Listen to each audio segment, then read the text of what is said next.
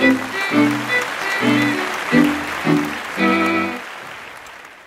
honor of Youth Day, I thought I would share some reflections from my own youth. And one of the first things that came to mind was the question, what do you want to be when you grow up? That seems to be the big question when you're young. And when you get a little bit older, that question becomes, did you always know that you wanted to be, in my case, a chef? And for me, the answer is no. Food and cooking and the role that it plays in our lives and in our traditions and in our celebrations is truly my passion and my work, but I certainly didn't know it from young. Like most of you, most likely, I'm assuming, my mother did the cooking and I did the eating. If we were to ask her, she would tell you that I was a picky child, if we're looking for clues, that I was particular about tastes and textures and what I ate and where I ate it. The school cafeteria, for one, did not work for me. I recall thinking from a very young age, why would anyone want to eat that food in that cafeteria? Thankfully, I could exercise the option of eating outside, bringing lunch from home. So I may have been born a foodie or a food snob, depending on how you look at it, but my first real experience didn't come until much later. I was about 14. And around that time, my mother decided it was time that I learned some basic housekeeping skills. It was a different time. So she set out to teach me how to make a bed properly with hospital corners, how to do laundry, how to iron, my favorite, at least I could do that in front of the TV. And lastly, she taught me how to cook, or how to make meatloaf. Now, I don't want to give you the wrong impression here. My mother is a very good cook, but she'd be the first to tell you that cooking is not her thing. So this wasn't a passionate exchange. She called me in the kitchen, she gave me a brief rundown of what to do, and she walked out of the room. And I stood there, I recall this so clearly, in front of a bowl of defrosted hamburger and a collection of ingredients off to the side, and I slowly added the tomato sauce and the herbs and the egg and all that. Squished it all together between my fingers. And then I added a little more of this and a little more of that because I didn't know what the heck I was doing. And then I patted it into a neat little loaf and I spread the tomato sauce on top. Then my mother came back in the kitchen and popped it in the oven.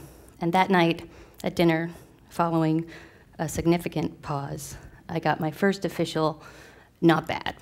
Not necessarily good, but not bad. And from then on, meatloaf was my thing. In other words, if my mother needed a break from making dinner, I was on deck with meatloaf. And as I reflected on all this week, I realized that what's interesting to me is that I was learning to cook without following a recipe. I was actually learning to use my instinct. I was learning to trust my sense of touch, smell. I would literally stick my head in the bowl and smell for the combination of ingredients. And then I would make adjustments from there. And I got pretty good at it, good enough that my dad eventually announced that my meatloaf was better than my mother's.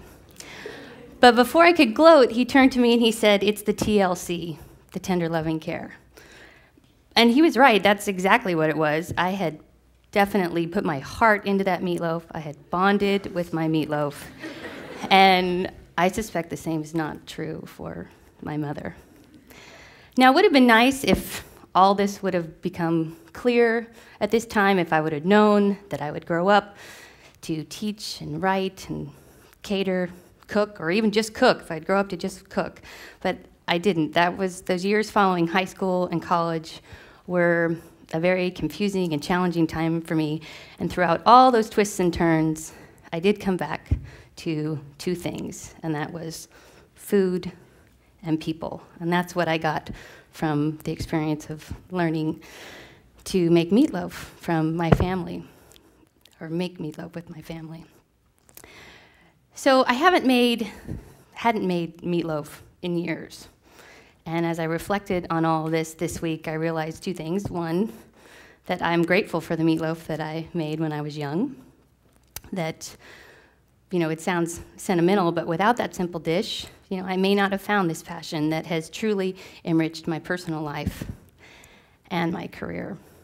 So I decided to make it this week, or last night, actually. I'm not lying. I made this last night for my family. And I couldn't help but notice that a lot has changed in the bowl. A lot should have changed in the bowl. The beef is grass-fed. All the ingredients were organic, like Charlie was talking about. The herbs came from my garden. Even the egg could have come from my chickens if they would only lay an egg. But one thing is the same, and that's the TLC that I put into it, that secret ingredient that my dad spotted when I was young.